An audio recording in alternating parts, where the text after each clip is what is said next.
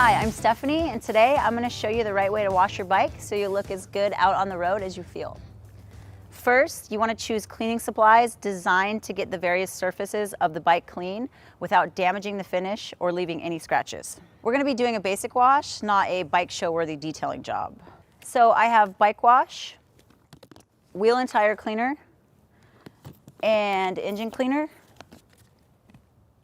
I also have a wash mitt and a soft drying towel. It's also important to make sure that any sponge, brush, or towel you use starts out clean. You don't want some embedded bit of dirt or grime to leave any scratches. All this is from the parts counter at my Harley dealer, so I know they're appropriate for use on all the surface finishes of my bike. So let's get to work. First, you want to make sure that the engine is cool to the touch, and then you want to rinse the whole bike with clean, fresh water. Then we're going to move on to the engine cleaner, which is actually a degreaser. So what you want to do is you want to spray it on and get a good saturation on there. And then you're going to immediately rinse it off. Because this stuff is so powerful, you don't want to leave it on too long. And it does its job really quick. That's going to take care of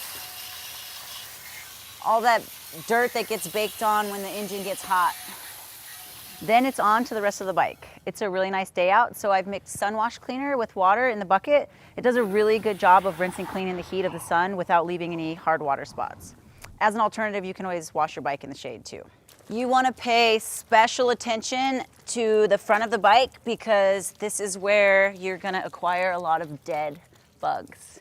So you want to make sure that you get all those little dead guys off the front of your bike, especially around your headlight. Once it's all nice and soaped up, we want to get it rinsed off. All these products are biodegradable, so we're being super kind to Mother Earth and not leaving our carbon footprint. Just get it all nice and rinsed.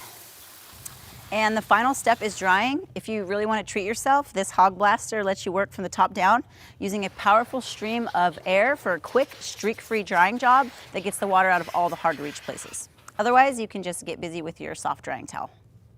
And if you want to add a little finishing touch, you can always finish with some chrome polish on all your chrome parts to give it that extra little shine. Then stand back and admire the motorcycle that was hiding underneath all that road grime.